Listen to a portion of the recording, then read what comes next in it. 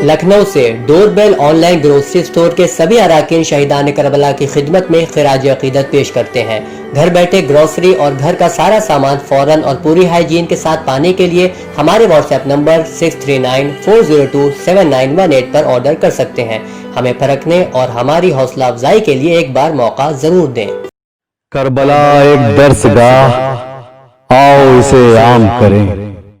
अस्सलाम वालेकुम नाजरीन, अवधनामा के प्रोग्राम करबला एक दर्सगाह में आपका खैर मकदम है। नाज़रीन, गुज़श्ता एपिसोड में आपने मुख्तलिफ मुक़र्रिरीन को समाअत फरमाया और अहम मौज़ूआत पर गुफ्तगू सुनी। आज हमारे साथ गुफ्तगू करने के लिए उर्दू अदब की मायानाज़ शख्सियत, मोतबर अदीब और नक्काद और दानिश्वर प्रोफेसर शारिफ रदौली साहब क़िबला तशरीफ़ फरमा है। सर सलाम अलैकुम। वालेकुम सलाम। सर, हमारे प्रोग्राम में आपका खैर मकदम है। और इससे पहले कि इस उन्वान के तहत यानी करबला एक दर्सगाह के उन्वान के तहत आपसे हम गुफ्तगू का आगाज़ करें, मेरा एक सवाल आपसे इस उन्वान से हट कर है। और ये सवाल आपसे इसलिए है क्योंकि आपने तकरीबन 80 साल की आज़ादारी अपनी नज़रों से देखी है और आपके सामने 80 साल की आज़ादारी है।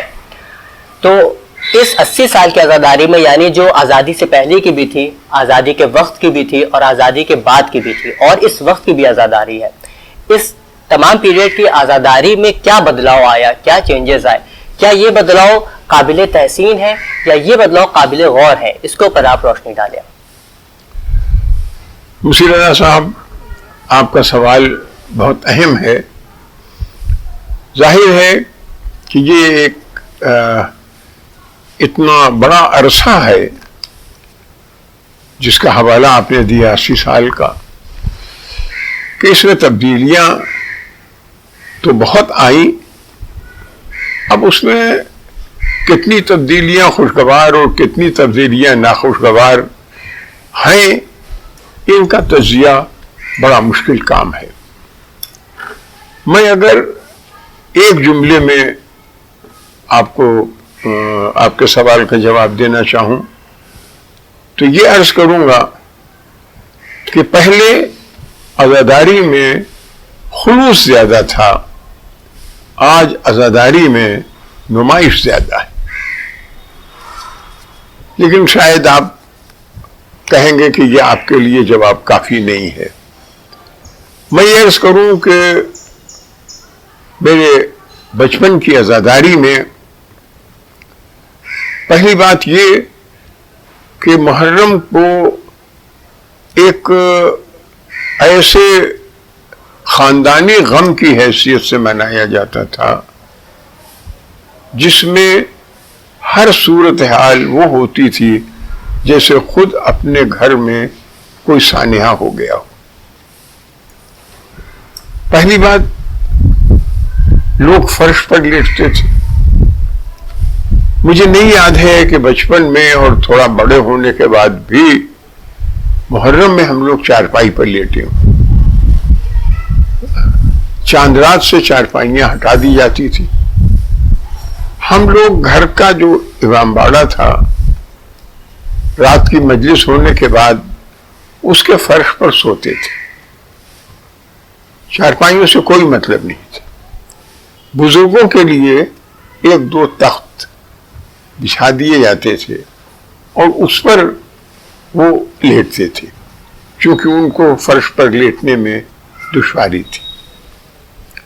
इसी तरह से कोई एहतमाम खाने के सिलसिले में नहीं होता था। मामूली ग़िज़ा बिलउमूम बेसन की रोटी 10 दिन तक, और किसी चीज का साग, वो भी मामूली साग होता था। मुझे याद है, मैं नाम लूं आप कहेंगे जैसे फसल है तो चौलाई का साग है। इस तरह के मामूली साग और रोटी और चटनी उसके साथ, ये 10 दिन का खाना होता था। तबर्रुक की तक़सीम मैं अगर अर्ज करूं तो जमाना गरानी का था और चीजें बहुत महंगी थी। एक जमाने में शक्कर मैसर नहीं थी, لہذا شربت اور مٹھائیاں بن نہیں سکتی تھیں، لہذا نمکین چیزیں تقسیم ہو جاتی، اور جو لوگ اس نمکین چیز کو بھی افورڈ نہیں کر سکتے تھے وہ کبھی مونگ پھلی تقسیم کر دیتے تھے، کبھی بھنے ہوئے چنے تقسیم کر دیتے تھے، لیکن مجلسیں بڑی شاندار ہوتی تھی۔ یہ نہیں ہے کہ مجلسوں میں کسی طرح کی لوگوں کی کمی ہو، سننے والوں کی کمی ہو یا ذاکر کی کمی ہو۔ ہر نوجوان لڑکا اپنے ساتھ میر انیس کے مرثیے کی، مرزا دبیر کے مرثیے کی، انس کے مرثیے کی، عشق کے مرثیے کی جلد لے کر نکلتا تھا۔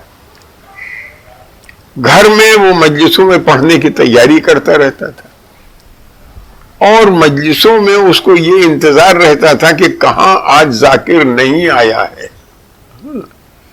جہاں ذاکر نہیں آیا ہے وہاں یہ تھا کہ آپ مرثیہ لائے ہیں میاں، ہاں چند بند پڑھ دیجئے،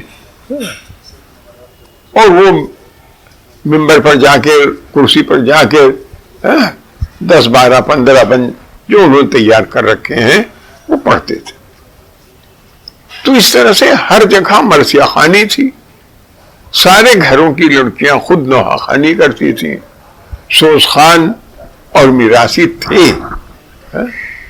لیکن مردانی مجلس میں یا زنانی مجلس میں ان کی سوز خوانی کے علاوہ گھر کی لڑکیاں نوحہ ضرور پڑھتی تھیں، ان کے نوحے کے بغیر مجلس نہیں ہوتی تھی۔ تو اس طرح سے میں دیکھتا ہوں کہ اس وقت ایسا لگتا تھا جیسے ہم کسی اپنے بہت شدید غم میں انوالو ہیں، اور معاف کیجیے گا آج وہ احساس نہیں ہوتا۔ شاید مجلسوں میں لوگ بہت ہو گئے، پہلے 10,000 کے مجمع کا تصور نہیں تھا، آج ہر مجلس میں 10,000 کا مجمع ہوتا ہے۔ تو اس وجہ سے کوئی تبدیلی آ گئی یا کسی زمانے کی تبدیلی کے ساتھ تبدیلی آئی۔ دیکھیے عمرا اور روسا کا عالم کیا تھا، ہر رئیس عام طور پر فقیر ضرور بنتا تھا محرم میں، اور فقیر بنتا تھا تو یہ نہیں تھا کہ وہ صبح اس نے کفنی پہن لی اور کاندھے کے اوپر سبز رنگ کا ایک جھولا لٹکا لیا، اور اس کے بعد گھر کے لوگوں نے اس میں کچھ پیسے ڈال دیے اور یہ ہوا کہ ہاں ہو گیا ہو گیا۔ نہیں، آپ یقین کیجئے کہ وہ دروازے پر کھڑا ہوتا تھا رئیس، اور آنے جانے والے جو تھے ان سے وہ طلب کرتا تھا کہ میں حسین کا فقیر ہوں، اور اس کے بعد ان پیسوں سے سب کو نظر دلائی جاتی تھی، یا جو کچھ بھی ہوتا تھا وہ ہوتا تھا۔ میرے پاس کوئی تاریخی شہادت نہیں ہے، لیکن میں نے یہ پڑھ رکھا ہے، دیکھ رکھا ہے کہ آصف الدولہ فقیر بنتے تھے، اور وہ بھی اپنے دروازے کے اوپر شاہی محل کے کھڑے ہو کر بھیک مانگتے تھے، اور لوگ ان کو پیسے دیتے تھے، اور ان پیسوں سے شام کو نظر دلائی جاتی تھی۔ تو یہ تھا، آج نہیں ہے۔ آج ایک انگریزی کا لفظ ہے سوفسٹیکیشن، وہ زیادہ نظر آتا ہے، اہتمام زیادہ نظر آتا ہے، آج تبرک بڑے سے بڑا ہے۔ آج وہ چنے کے چھوٹے سے چند دانے جو ملتے تھے اور اس کے لیے ہم ہاتھ پھیلائے کھڑے رہتے تھے کہ میرا حصہ ہو میرا حصہ، وہ چنے کے دالوں سے کوئی تصور نہیں ہے۔ اب بڑے بڑے ہیں، یہ تبدیلی میں نہیں کہتا کہ بری ہے، میں نہیں کہتا کہ اس تبدیلی کی زمانے کے وقت کی تبدیلی ہے۔ آج وہ غربت نہیں ہے، آج اس طرح کے حالات نہیں ہیں، تو کرنا چاہیے، امام کے نام کے اوپر لنگر کرنا چاہیے، اور ضرور کرنا چاہیے، اور روز کرنا چاہیے. غریبوں تک وہ روٹی پہنچے، ان کو ملے. تو میں یہ نہیں کہتا کہ یہ تبدیلی غلط ہے، میں صرف یہ کہتا ہوں کہ مجھے آج وہ خلوص نظر نہیں آتا جو خلوص اس وقت ہوتا تھا. اور جس طرح سے ہم بڑے لگاؤ کے ساتھ وہ چند دانے چنے کے لیتے تھے، آج وہ چیز مجھے نظر نہیں آتی. آج آدمی سامنے سے گزر کے چلا جاتا ہے کہ چلو مجلس سن لی، تبرک کی ضرورت نہیں، بھیڑ ہے. دیکھا ہوگا آپ نے ایسا. اچھا سر، یہ چینجز جو تبرک میں آئے یا پھر عزاداری کے جو لوگ آتے تھے ان کی تعداد میں آیا، اس کے علاوہ کوئی چینجز ذاکری میں آیا؟ یعنی جو پہلے کی جو مجلسیں ہوا کرتی تھی، جو بیان ہوا کرتے تھے، جو خطیب مجلس پڑھا کرتے تھے، اس دور کی مجلس میں اور آج کے ذاکرین اور آج کے جو خطیب ممبر پہ آنے کے بعد پڑھتے ہیں، اس میں کیا فرق آیا؟ دیکھیے، اس میں فرق آیا کہ آج اس وقت سے بہتر خطیب اور اس وقت سے بہتر ذاکر ہے. بہتر سے میری مراد یہ ہے کہ آج تاریخ پر انہیں قدرت ہے، آج تاریخ پر انہیں پہلے کے لوگوں سے زیادہ واقفیت ہے. پہلے ایک بات میں عرض کر دوں یہاں کہ آپ نے چونکہ ذاکری کا ذکر کیا، پہلے ذاکرین کی تعداد بہت کم تھی، بہت کم تھی. زیادہ تر اگر ایک شہر میں، ایک قصبے میں صبح سے شام تک 70-80 مجلسیں ہوتی ہیں، 60 مجلسیں ہوتی ہیں، تو اس میں 2 مجلسیں ایسی ہوتی تھیں جو ذاکر پڑھتا تھا، باقی مجلسیں مرثیہ خوانی کی ہوتی تھی. تو اس طرح سے ذاکرین کم تھے، اور آج ان کے مقابلے میں زیادہ بڑے خطیب مجھے دکھائی دیتے ہیں. حالانکہ بعض خطیب ایسے ہیں جن کا مقابلہ تو نہیں کیا جا سکتا، کسی زمانے میں کوئی نہیں کر سکتا ہے. میں نے مولانا ابن حسن صاحب، مولانا کبن صاحب، مولانا سپے صاحب، ان سب کی مجلسیں سنی ہیں. تو ان لوگوں کے یہاں جو انداز تھا پڑھنے کا، جس طرح سے وہ تاریخ اور جس طرح سے وہ واقعات کو پیش کرتے تھے، اس میں تبدیلی آئی ہے.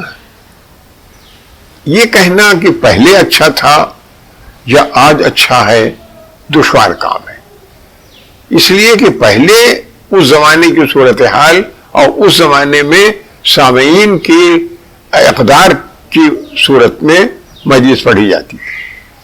آج کا سامعین کیا مطالبہ کرتا ہے، آج کا سامعین کس لیول کا ہے، کس مرتبے کا ہے، کتنی ادبی گفتگو اور کتنی تاریخی گفتگو وہ برداشت کر سکتا ہے. پہلے 1.25 گھنٹے اور 1.5 گھنٹے کی مجلس پڑھی جاتی تھی، اور بچے بھی نہیں ہلتے تھے اور بڑے بھی نہیں ہلتے تھے. اور ان مجلسوں پر آپ یہ سمجھیے کہ تبصرے ہوتے رہتے تھے کہ آج مولانا نے یہ بات پڑھی تھی اور یہ بات کتنی اہم انہوں نے کہی. سر، اب ہم اپنے عنوان کی طرف لوٹتے ہیں کیونکہ ہم لوگ پاس بھی وقت بہت نہیں ہے. اب میرا اپنے عنوان سے متعلق سوال یہ ہے کہ کربلا ایک درسگاہ. تو امام حسین علیہ السلام نے واقع کربلا کو جو ہمارے سامنے پیش کیا، جس طریقے سے پیش کیا، اس میں بہت سارے دروس پوشیدہ ہیں، لیکن وہ کون سے درس ہے جو امام حسین صلی اللہ علیہ وسلم کی درس عمومیت رکھتے ہیں، یعنی وہ صرف ہمارے لیے خاص طور سے اور بالعموم پوری دنیا کے لیے وہ درس ہے جس کو اپنانے کے بعد انسان اپنی زندگی بھی سنوار سکتا ہے اور اپنے اللہ کے سامنے پیش ہوتے وقت شرمندہ نہیں ہوگا بلکہ سرخرو ہوگا. دیکھیے، ایک بات میں عرض کروں کہ یہ سوچنا کہ امام حسین کا درس، پہلے میں یہ بتاؤں کہ کربلا واقعتاً ایک بہت بڑی درسگاہ ہے. یہ عام درسگاہوں کی طرح نہیں ہے. اگر آپ درسگاہ سے مراد آج کی درسگاہیں مراد لیتے ہیں کہ آج ہم مدرسوں کو بھی درسگاہ کہتے ہیں، آج ہم یونیورسٹیز کو بھی درسگاہ کہتے ہیں، آج ہم انسٹیٹیوٹس کو بھی درسگاہ کہتے ہیں، تو وہ تصور نہیں ہے. امام حسین کی درسگاہ، یہ جو کربلا کی درسگاہ ہے، یہ درسگاہ حیات ہے. سب سے بڑی بات ہے، اس بات کو ذہن میں رکھیے کہ کربلا درسگاہ حیات ہے. کربلا درسگاہ یہ تعلیم نہیں ہے. وہاں کتاب نہیں پڑھائی جاتی، وہاں جینا بتایا جاتا ہے، جینے کا برتاؤ بتایا جاتا ہے، زندگی بتائی جاتی ہے، عمل بتایا جاتا ہے. وہ آپ کو دیکھنا ہے. اور ہم نے یہ اتفاق ہے کہ اس کی طرف توجہ نہیں دی. ہم عام طور پر چاہے جتنا بڑا عرصہ گزرا ہو، عام طور پر ہم کربلا کے سلسلے میں امام حسین اور شہادت امام حسین اور ان کے رفقا کی شہادت کا ذکر کرتے رہے. ہم نے کبھی کربلا کو درسگاہ کی حیثیت سے لے کر گفتگو نہیں کی کہ یہ پہلی آواز ہے انقلاب کی جو 1400 سال پہلے ایک تنہا انسان نے اٹھائی تھی دارالامارہ میں، مدینے کے ایک اندھیری رات میں. انحراف کی پہلی آواز 1400 سال پہلے. اس سے پہلے انحراف ذاتی تھا. یہ انحراف ذاتی نہیں تھا، یہ انحراف حق کی حمایت کے لیے تھا. یہ انحراف ایک بہت مشہور امام حسین علیہ السلام کا جملہ ہے، اس سے سمجھ لینا چاہیے کہ آخر درسگاہ کربلا جو ہے وہ درسگاہ کیوں ہے اور کیسے درسگاہ ہے.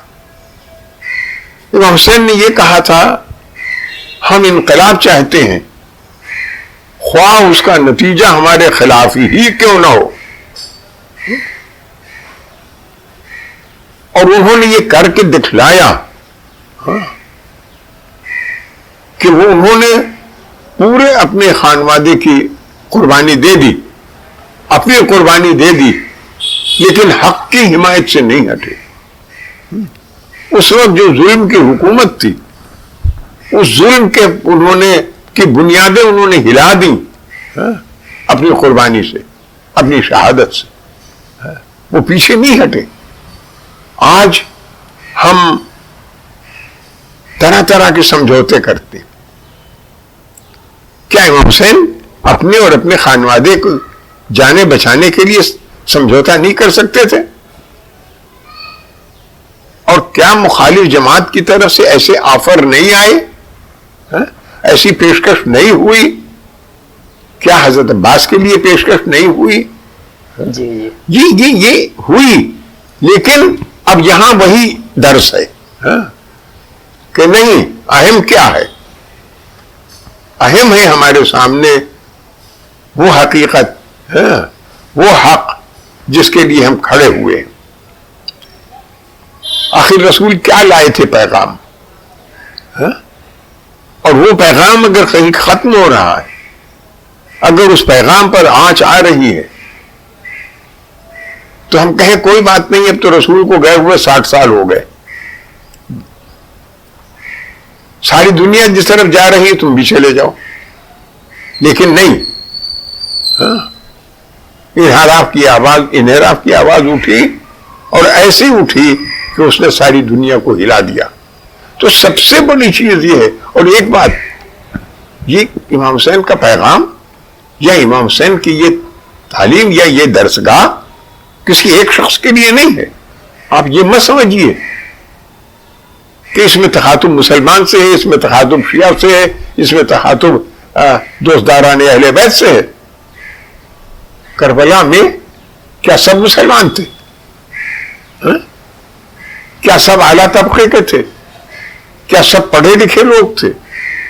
اس میں کوئی غلام نہیں تھا، اس میں کوئی حبشی نہیں تھا، اس میں کوئی مجوسی نہیں تھا، اس میں کوئی عیسائی نہیں تھا جو امام حسین کی مدد کے لیے موجود تھا.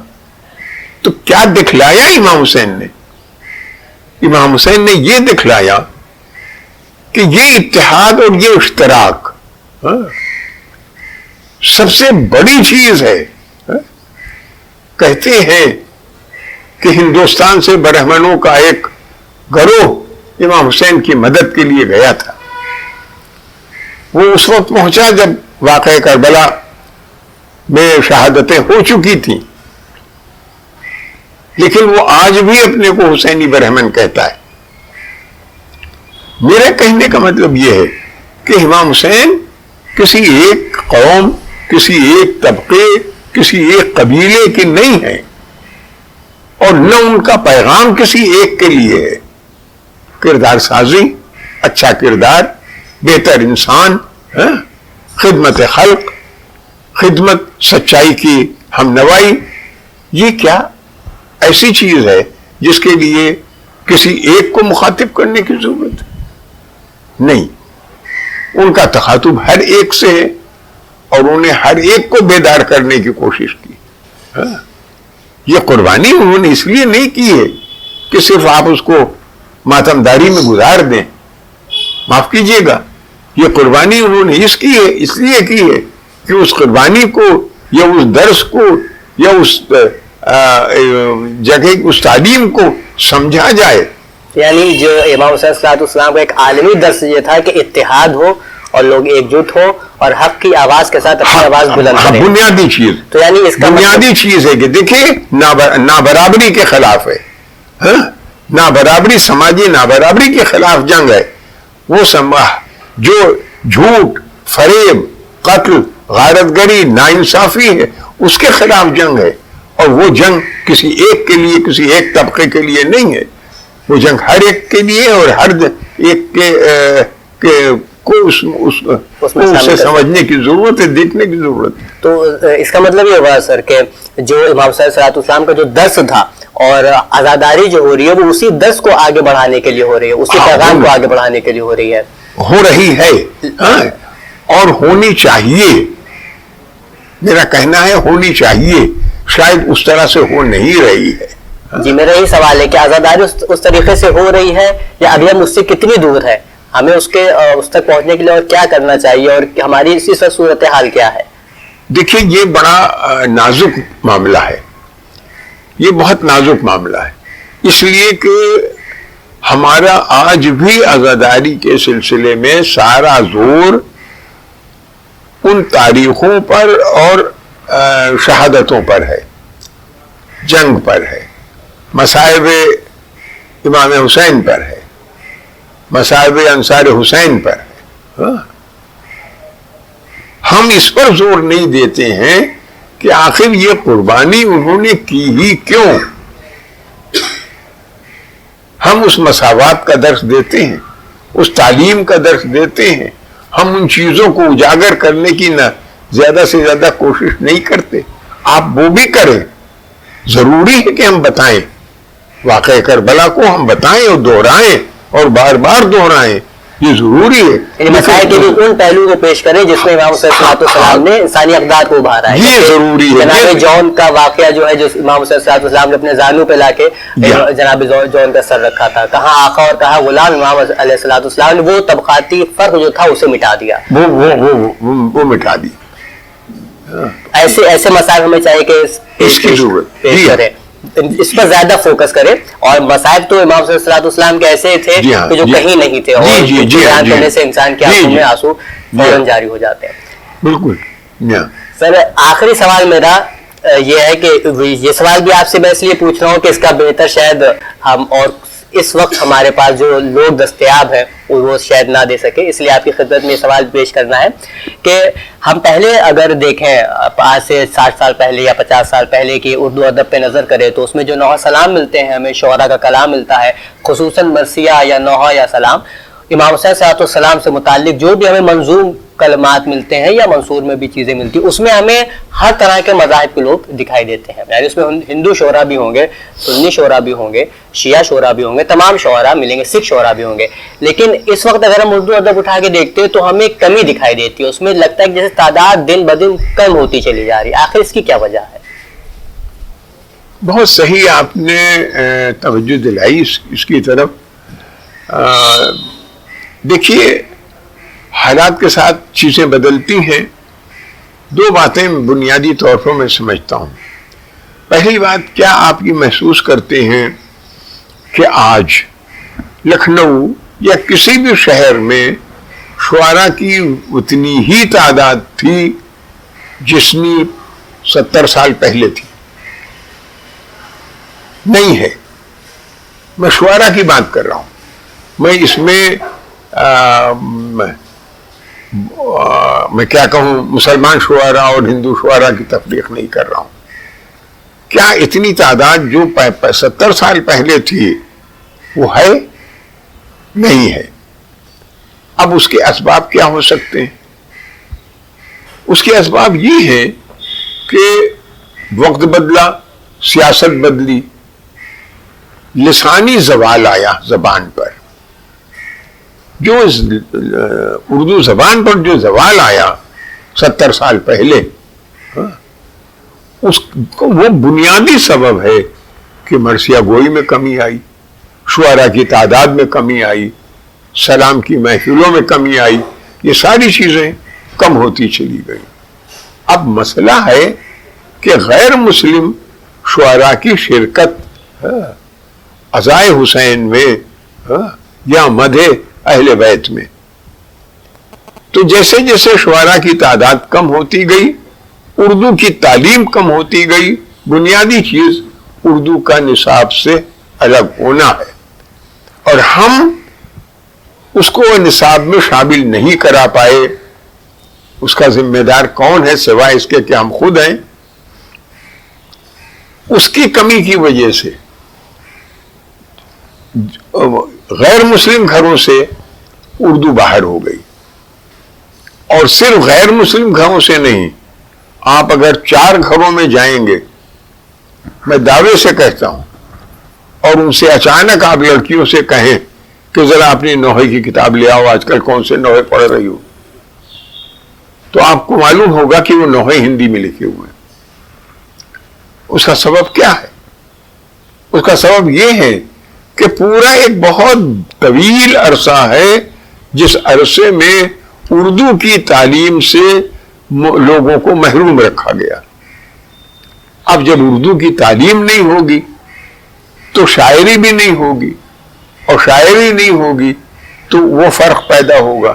اب کتنے پہلے اگر آپ فہرست بناتے صرف لکھنؤ میں، یا آپ یہ دیکھ لیجئے بس مجموعے ہیں غیر مسلم مرثیہ گو، غیر مسلم شعراء، بڑی ضخیم کتابیں آپ کو اس سلسلے میں مل جائیں گی. آج وہ نہیں ہیں، اس لیے کہ ان کو وہ تربیت نہیں ملی، وہ تعلیم نہیں ملی. اب وہ اردو زبان کی سے ان کا لگاؤ ہے، اردو زبان سے ان کی محبت ہے، ان کا پیار ہے اس کے الفاظ سے، لہذا وہ شعر کہتے ہیں، شاعری کرتے ہیں.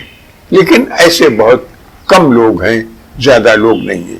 لہذا بنیادی طور پر زبان کا زوال کے ساتھ شاعری کا اور مرثیہ گوئی کا اور زوال ہوا، اور اسی کے ساتھ اس کا بھی زوال ہوا کہ غیر مسلم شعراء کی تعداد بھی اسی لحاظ سے گھٹتی چلی گئی، اس لیے کہ ان کے یہاں سے اردو اور پہلے گھروں سے باہر چلی گئی. سر وقت کی تنگی کی بنا پر ہم اور آپ سے استفادہ نہیں کر سکتے. بس آخر میں میری گزارش ہوگی کہ ہمارے ناظرین کو ایک پیغام آپ اپنی طرف سے جو دینا چاہیں آزاداری کے حوالے سے اور کربلا ایک درسگاہ کے حوالے سے، تو آپ ناظرین کو ہمارے پیش کریں. میں یہ بات ضرور کہنا چاہوں گا کہ کربلا کو صرف ماتمداری کے لحاظ سے مت دیکھیں. کربلا ایک بہت بڑی درسگاہ ہے. آپ تصور نہیں کر سکتے ہیں قدم قدم پر آپ کی ذہن سازی کی، آپ کی کردار سازی کی، آپ کے نظریہ سازی کی.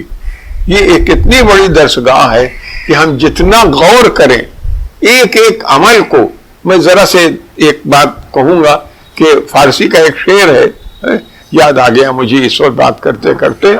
برگے درختان سبز در نظر ہوشیار، ہر ورق دفتریست معرفت کردگار. یہ ہم جن ہری پتیوں کو دیکھتے ہیں اور صرف ہم یہ سوچتے ہیں کہ یہ پیڑ کی ہری پتیاں ہیں، ان کی کیا اہمیت، لیکن ایک दानिश्वर के लिए वो पूरा एक दफ्तर है कुदरत की मारिफत का, खुदा की मारिफत का। जैसे जैसे हम उसके ऊपर गौर करें, जैसे जैसे हम देखें, जैसे जैसे हम उस पत्ती की सिफात को जानते जाएं कि इसमें कितने अमराज की दवा है, इसमें कितनी चीजों की सेहत की अच्छाई की खूबियां हैं, इसमें कौन कौन सी चीजें हैं, इसमें कौन सी चीज है जो हमें ऑक्सीजन साफ करके पहुंचाती है हम तक। तो ये एक दफ्तर है कुदरत की मारिफत का और कुदरत के पहचानने का और कुदरत की शिनाख्त का। उसी तरह से करबला एक दफ्तर है हमारी हयात का, और हमें करबला को उसी तरह से देखना चाहिए कि एक एक कदम इमाम हुसैन ने कौन सा उठाया और क्यों उठाया। क्या आपने गौर किया कि वो एक जगह से दूसरी जगह गए? क्या आपने देखा कि उन्होंने रेगिस्तान में दुश्मनों के काफिले को पानी पिला दिया? ये क्या था? खाली ये हमारे लिए आंसू बहाने की बात है? ये इतनी बड़ी किरदार साजी और इतनी बड़ी नजरिया साजी की अलामत है कि इंसान अपने बच्चों और अपनी फिक्र न करे और ये देखे कि इंसानियत खतरे में है। ये इंसानियत इमाम हुसैन के अलावा हमें कहां मिलती है? करबला के अलावा कहां मिलती है? मैं वक्त नहीं है, मैं इतनी मिसालें नहीं दे सकता। आपने कहा कि वक्त तंग है और मुझे छोटा सा एक पैगाम देने के लिए कहा गया। मैं सिर्फ यही दरखास्त करूंगा कि करबला को इस तरह से देखने की कोशिश कीजिए, करबला के एक एक पहलू पर गौर कीजिए कि ऐसा क्यों है, क्या हमें तरबियत मिलती है, क्या कौन सी तहजीब मिलती है, कौन सी वो है। एक जमाना था बुजुर्गों के सामने बच्चे पैर फैला के नहीं लेट सकते, क्या मालूम है? आज तो जैसे जी चाहे लेट जाए, कोई कुछ नहीं टोकता। लेकिन मालूम है ज़ैनब क्या तालीम देती हैं? देखा आपने जब इमाम हुसैन तशरीफ लाते हैं और रानो मोहम्मद की लाशें हैं, वो क्या कहती हैं? ये बेहिजाबियां शहवाला के सामने फैलाए पांव सोते हो आका के सामने। ये कहां है? ये दर्स कहां है? और फिर उस वक्त ऐसे हंगामी हालात में नमाज की अदायगी कि कुछ लोग खड़े होकर तीरों को अपने सीने पर लेते रहे और नमाज जो है उसका वक्त न निकलने पाए और नमाज अव्वल वक्त अदा की जाए। ये दर्स कहां मिलेगा? अमलन करके दिखला दिया।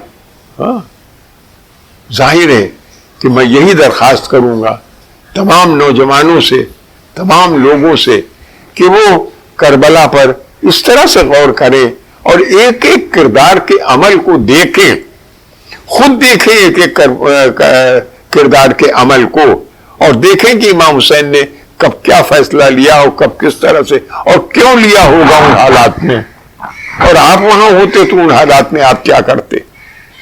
यही एक छोटी सी बात है और मैं ये समझता हूं कि अगर हम इतना कर लें तो यकीनन हम कामयाब होंगे, इज्जत और इफ्तिखार पाएंगे।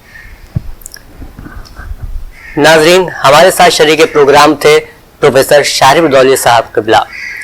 आपने न सिर्फ 80 साल की आज़ादारी की तारीख पर रोशनी डाली बल्कि उसमें जो बदलाव आए थे उसकी भी निशानदेही की, और इमाम हुसैन सलाम ने करबला में क्या दर्स दिए उनके ऊपर भी आपने गुफ्तगू की।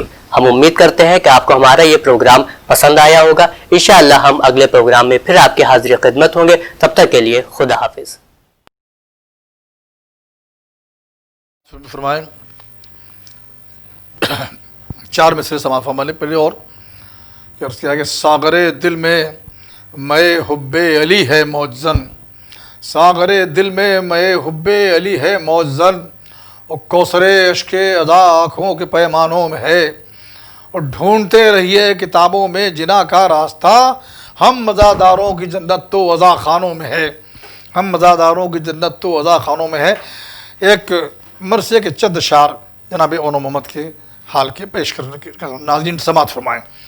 کہ غل ہے ادا میں کہ زینب کے پسر آتے ہیں، ماہ وش مہر جبیں رش کے قمر آتے ہیں، دونوں کم عمر ہیں لڑنے کو مگر آتے ہیں، اور صورت سیل فنا دونوں ادھر آتے ہیں، نام ڈوبیں گے رواں خون کا دریا ہوگا، اور ایک سے ایک یہ کہتا تھا کہ اب کیا ہوگا۔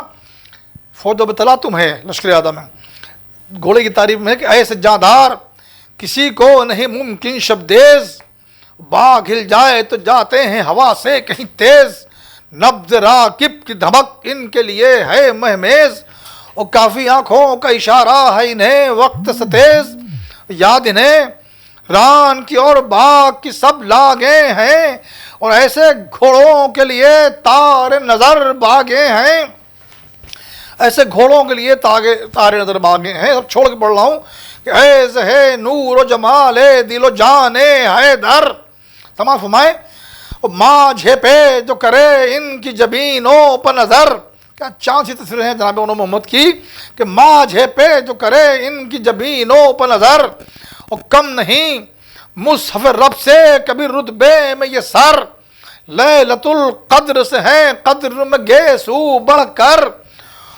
بیت کے چہرے آغوش میں زلفوں نے جو لے رکھے ہیں، کہ آپ بیت فرمائیے کہ چہرے آغوش میں زلفوں نے جو لے رکھے ہیں، ارے شب معراج میں قرآن کھلے رکھے ہیں، چھوٹے چھوٹے سے اماموں کی سروں پر وہ پھبن، بر میں وہ چست قبائیں وہ سڈول ان کے بدن، گل سے رخ مش سے منہ غنچ سے لب پھول سے تن، کم سنی بھول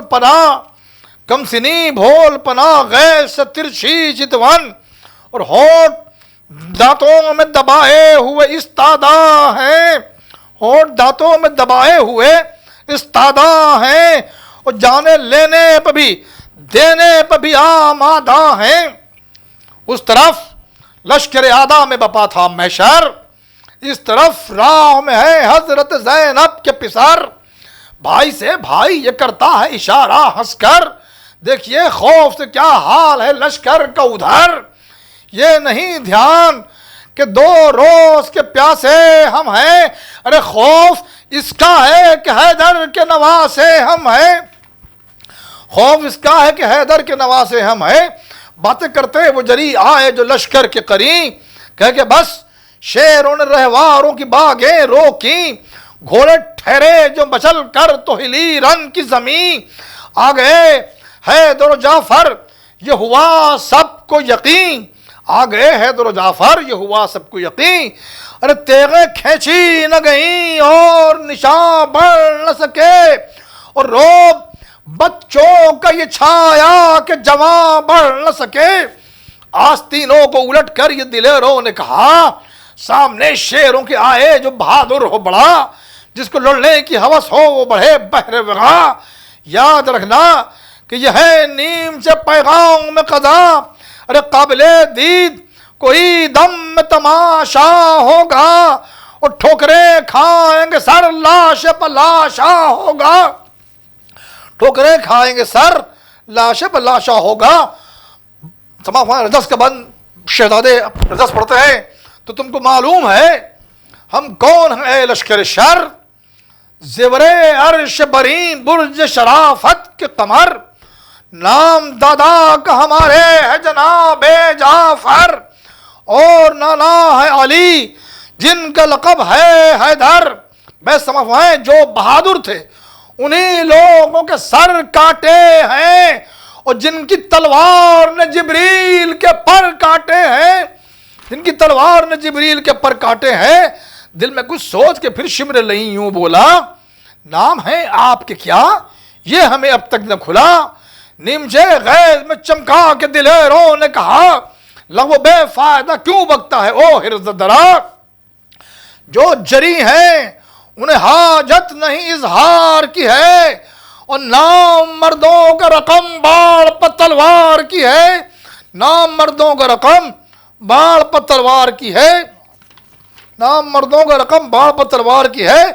وہاں سے تیر آئے ادھر سے یہ غضنفر جھپٹے دونوں جرار بہم جانب لشکر جھپٹے شیر کی طرح بپھر کر وہ دلاور جھپٹے اور نیمچے کاندھوں پر رکھ رکھ کے برابر جھپٹے اور روب سے ان کے جگرداروں کے جی چھوٹ گئے اور پیچھے ڈر ڈر کے ہٹے یوں کہ پرے ٹوٹ گئے پیچھے ڈر ڈر کے ہٹے یوں کہ پرے ٹوٹ گئے کبھی نکلے کبھی لشکر میں دھسے وہ زے غم خون بہایا کبھی آدھا کبھی لے لیا دم فوج سے گاہ جدا ہو کے لڑے گاہ بہم کبھی تیروں کو کبھی کر دیا نیزوں کو قلم جعفرو شیر خدا کا نہ دقیقہ چھوڑا اور جنگ میں کوئی نہ گوشہ نہ دقیقہ چھوڑا اور دہل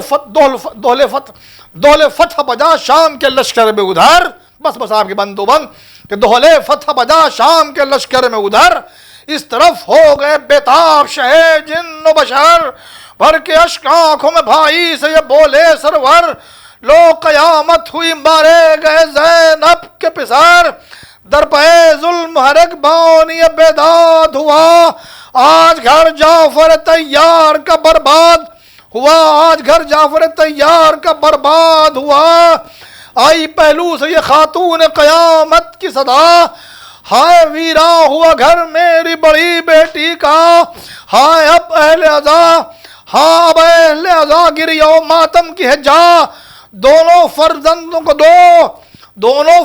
کو دو شہ کی بہن کو پرسا ارے حور فردوس میں پیاسوں کے لیے روتی ہیں اور بنت احمد بن نواسوں کے لیے روتی ہیں بس آخری بند بنت احمد بن نواسوں کے لیے روتی ہیں ارے میتیں بھانجوں کی لاتے ہیں خیمے میں حسین قاسم و اکبر و عباس ہے غم سے بے چین ننگ سر چاک غریباں ہیں امام کونین ساتھ ہے نوح کنا روح شہ بدر و حنین ان کو سید ابرار لیے آتے ہیں اور لاش چھوٹے کی علمدار لیے آتے ہیں لاش چھوٹے کی علمدار لیے آتے ہیں لکھنؤ سے ڈور بیل آن لائن گروسری اسٹور کے سبھی اراکین شہیدان کربلا کی خدمت میں خراج عقیدت پیش کرتے ہیں گھر بیٹھے گروسری اور گھر کا سارا سامان فوراً اور پوری ہائیجین کے ساتھ پانے کے لیے ہمارے واٹس ایپ نمبر 6394027918 پر آرڈر کر سکتے ہیں ہمیں پرکھنے اور ہماری حوصلہ افزائی کے لیے ایک بار موقع ضرور دیں